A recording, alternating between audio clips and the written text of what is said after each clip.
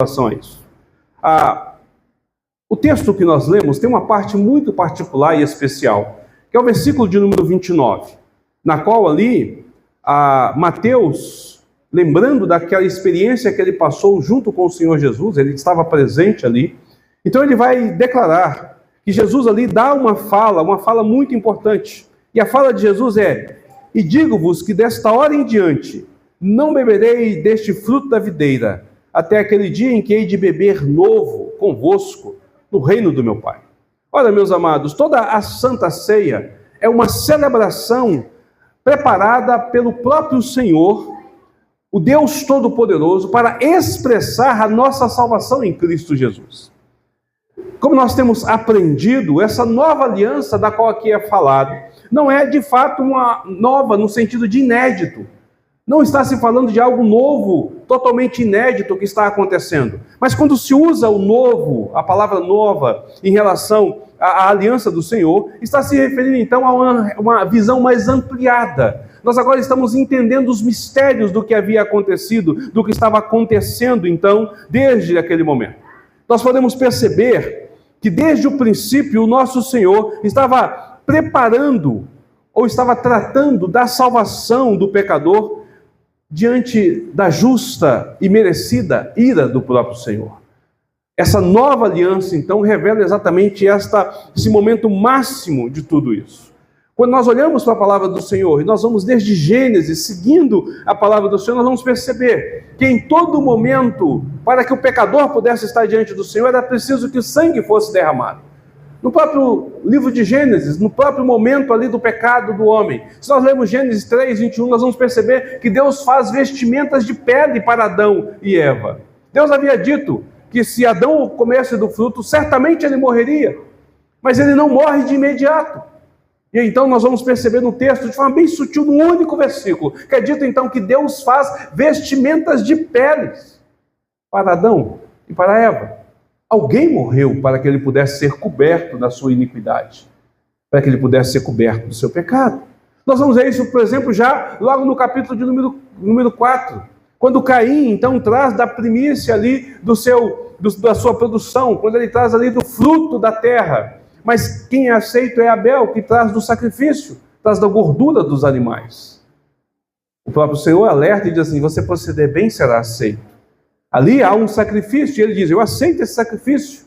Há um sangue derramado, você como pecador é preciso ser lavado, remido. E todo o texto, então, da agora para frente, toda a hora que nós vemos Deus agindo, nós vamos perceber que o sacrifício faz parte dessa história. Então nós chegamos ali na ratificação dessa aliança, apresentado nesse momento através de um ato maravilhoso, que é o ato da Páscoa. É o momento, então, em que o Senhor Jesus está com ela em mente.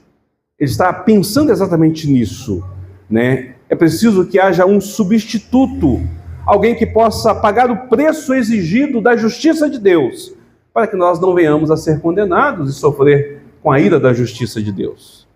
Com isso em mente, então, esse que é puro, que é santo, que é sem pecado, agora está prestes a entregar-se por nós. O texto que nós lemos está exatamente a horas da crucificação de Cristo. Na manhã seguinte, Jesus será julgado, condenado, martirizado, e às 3 horas irá morrer naquela cruz em nosso favor. Então, quando o nosso Senhor institui a ceia, é exatamente esse ato vicário, esse ato retentivo que está em sua mente. É exatamente isso que está. Então, quando o Senhor Jesus toma o pão, ele parte e declara: tomai e comei, este é o meu corpo. A sua intenção aqui é levar de fato os seus discípulos a compreender que ele, neste exato momento, está entregando a sua vida em nosso favor. Que o seu corpo será de fato partido, que a sua pele será rasgada, que a sua carne será fustigada. Todo o seu sofrimento será para o nosso alívio. A sua morte será para a nossa vida, para que nós possamos então alcançar o perdão. Quando ele declara: bebei deles todos, porque este é o meu sangue, o sangue da nova aliança, derramado em favor de muitos, para a remissão de pecados, é preciso compreender que este sangue foi literalmente derramado no patíbulo, ali do palácio, quando ele foi fustigado com os azarrotes. Que o seu sangue foi literalmente derramado ao caminho da Via Crucis, em direção ao Monte da Caveira. Que o seu sangue foi escorrido naquela cruz, pingou daquela cruz, quando ele foi ali elevado, erguido em nosso lugar. Tá, meus queridos e amados irmãos, nós precisamos de perceber exatamente isso, porque é para que eu e você pudéssemos estar aqui nesta noite celebrando a salvação em Cristo Jesus, é que tudo isso aconteceu. Isso aconteceu, e o sinal mais premente, ou o sinal mais antigo disso, está especificamente na celebração da primeira Páscoa, que ocorre ali a morte do Cordeiro, onde o sangue então é derramado para que Israel pudesse ser liberto do cativeiro. Naquele ato instituído lá em Êxodo capítulo 12, onde Moisés orienta o povo, nós podemos perceber que o sangue ali era derramado e era passado nos umbrais da porta, para que o anjo da morte pulasse aquela casa, para que ele não entrasse e ferisse o primogênito, para que ele não morresse. Mas ali dentro daquela casa eles deveriam de comer o cordeiro. A carne do cordeiro assada deveria de ser comida.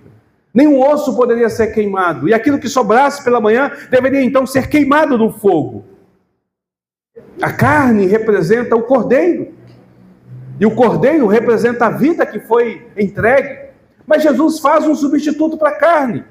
Nos diz o texto então que Jesus substitui a carne do cordeiro pelo pão. Ele diz: tomai e comei, este é o meu corpo. Ora, na antiga aliança, o cordeiro representa o corpo de Cristo, a carne representa o corpo de Cristo, mas agora é o pão que passa a representar isso. Contudo, na história de toda a Páscoa, desde o seu início, no primeiro dia, até agora, nesse derradeiro dia, nessa última Páscoa que está acontecendo, em nenhum momento, em nenhuma hora, o vinho representou o sangue. É interessante isso. O vinho nunca representou o sangue. Ele estava presente na mesa. Ele estava presente na ceia. Mas o que representava o cordeiro e a vida exposta por nós era a carne que era comida.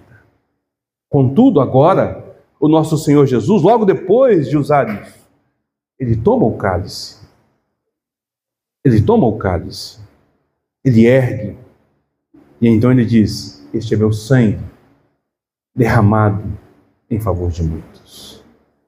E o simbolismo agora passa do pão, passa do cordeiro para o sangue.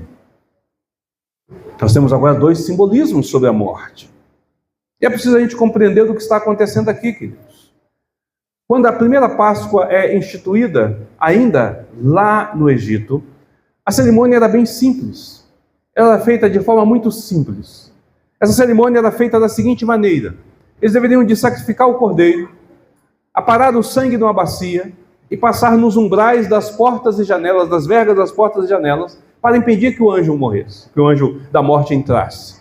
Logo em seguida, então, eles deveriam de preparar este cordeiro assado, ainda inteiro, para ser posto na mesa e toda a família comesse.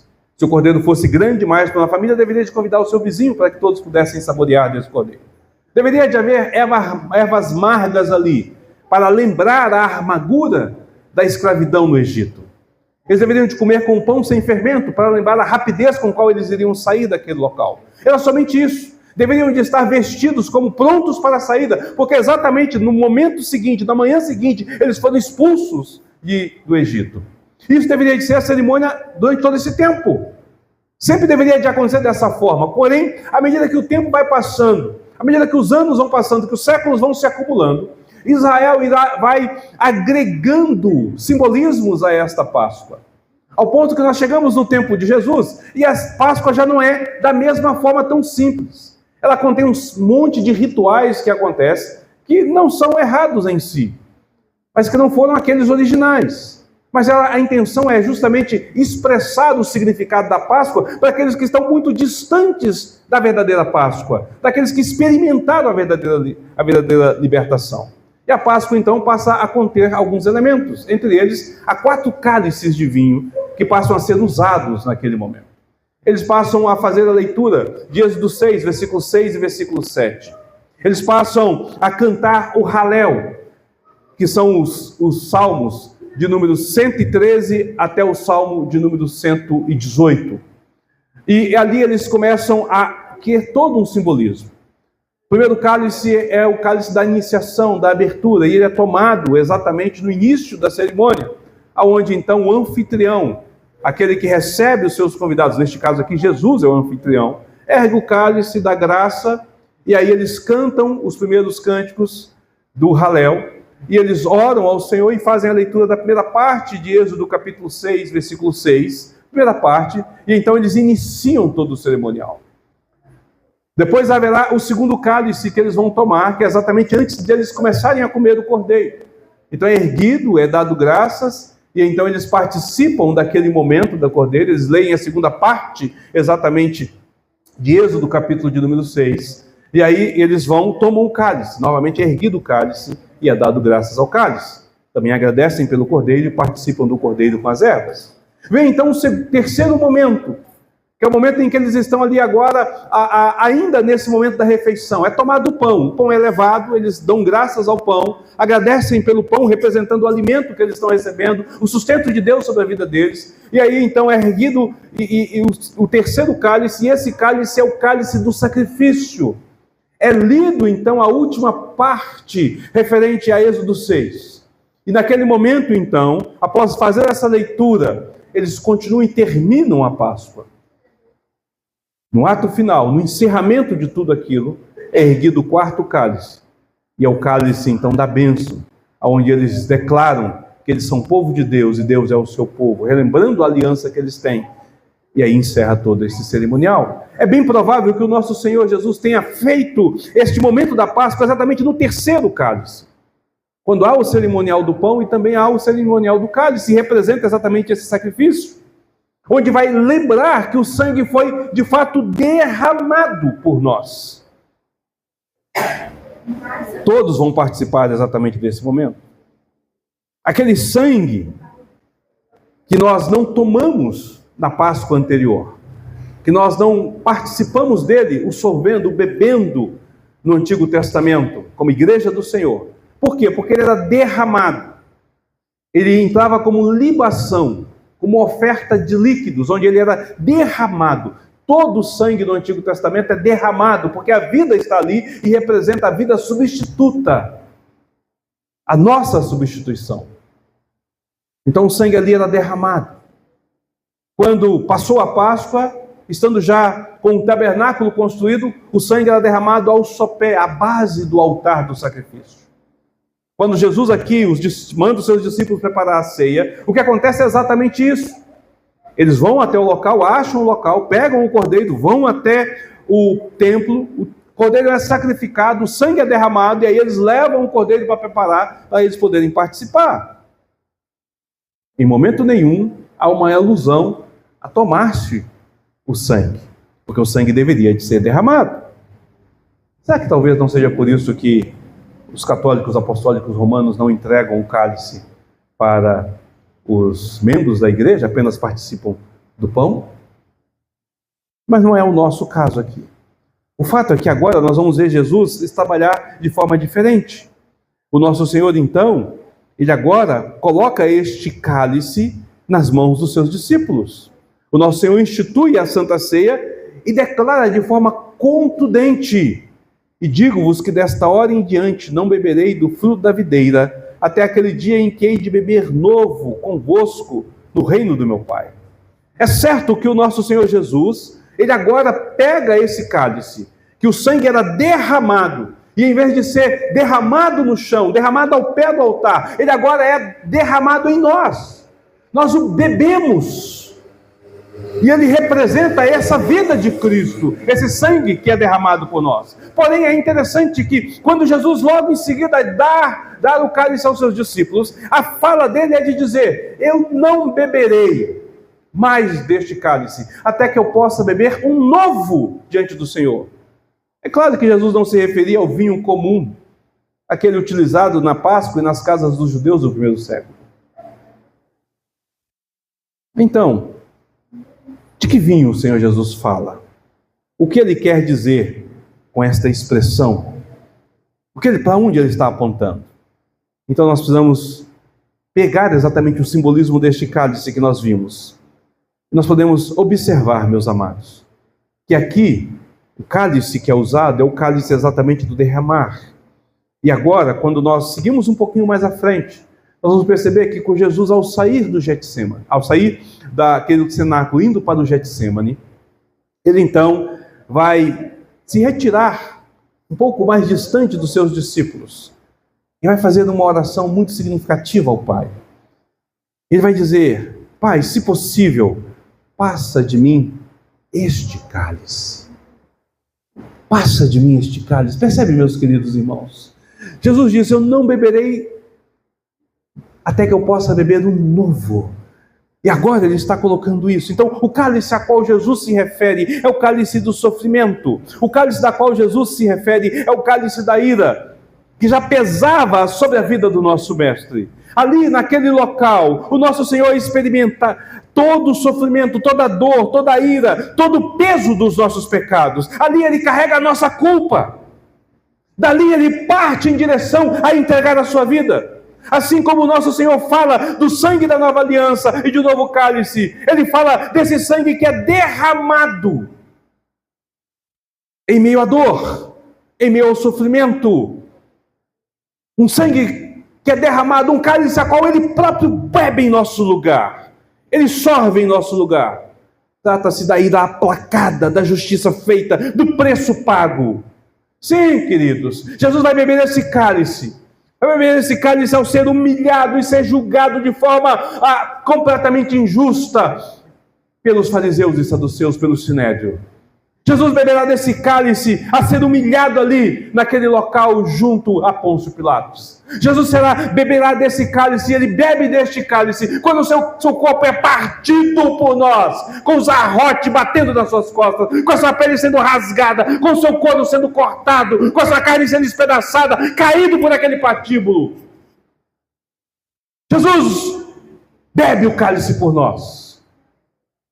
Quando a coroa de espinho encrava sobre a sua testa, Jesus bebe o cálice por nós. Quando na Via Crucis ele cai por 3 vezes, tamanha a fraqueza e a dor que ele sofre de tudo aquilo que ele já vem sofrendo por nós. Jesus bebe o cálice por nós quando o prego atravessa os seus punhos, atravessa os seus pés. Quando a cruz é erguida e com força sobre-humana, Jesus ali fala as suas palavras. O sangue que pinga, o sangue que cai, que molha o chão da caveira, daquele monte. É o cálice de Jesus sendo bebido. Até o momento em que ele grita: tetelestai. Está consumado. O preço foi pago. Este é o cálice que Jesus está tomando. Este é o cálice que revela então aquilo que aponta todo o sacrifício do Antigo Testamento, a qual este novo agora se descortina. Queridos, meus amados irmãos, em nenhum lugar da história da humanidade algo semelhante aconteceu. Em nenhum lugar da humanidade, nenhuma história, nenhuma cultura, nós podemos ver um Deus que se encarna para tomar o nosso lugar. Um Deus que vem para ficar no lugar do ofensor, do pecador, do rebelde, para assumir a sua culpa, para sofrer em seu lugar, para morrer em seu lugar. E apesar de ser nova essa aliança, é o simbolismo da morte expiatória que nós tanto celebramos.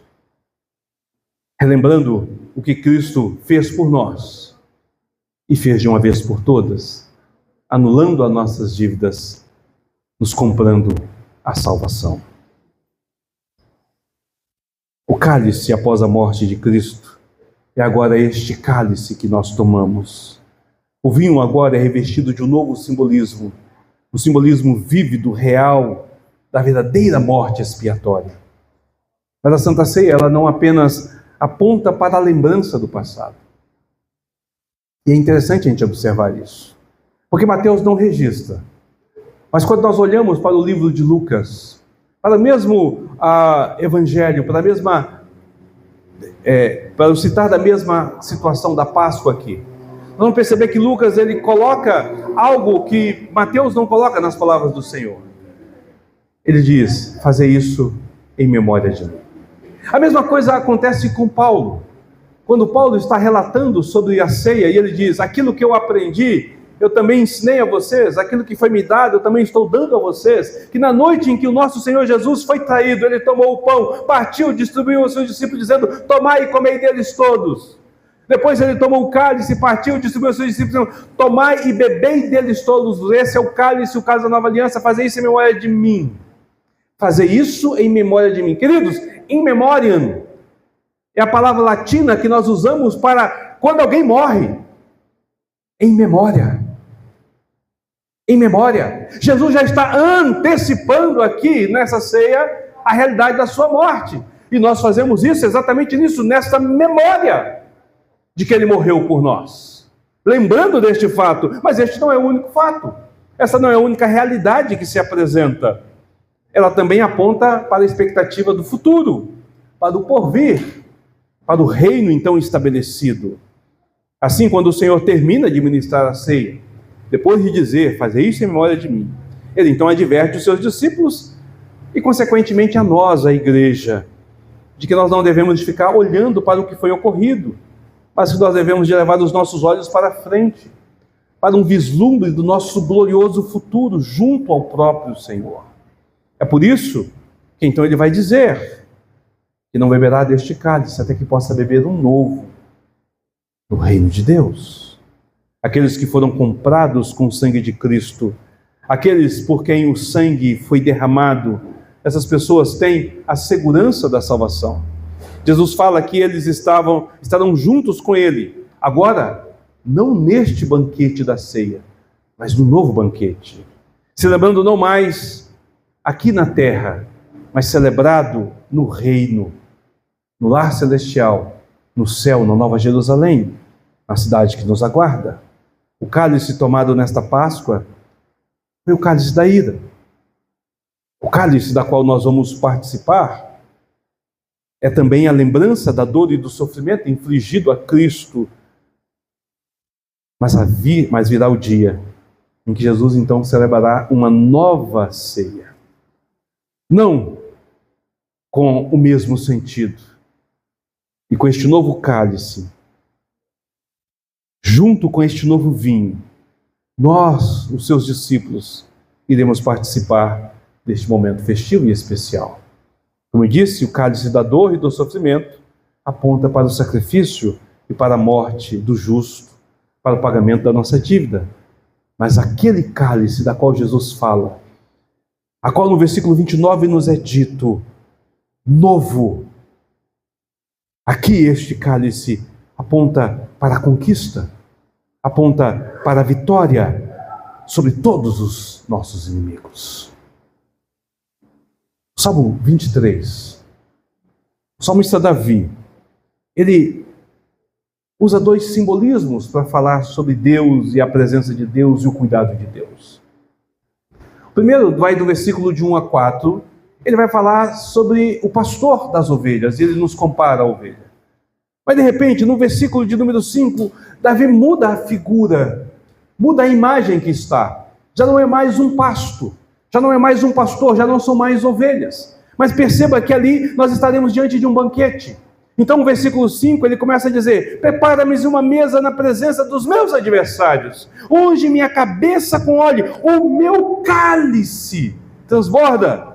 Bondade e misericórdia certamente me seguirão todos os dias da minha vida, e eu habitarei na casa do Senhor para todos sempre. Assim ele encerra o salmo.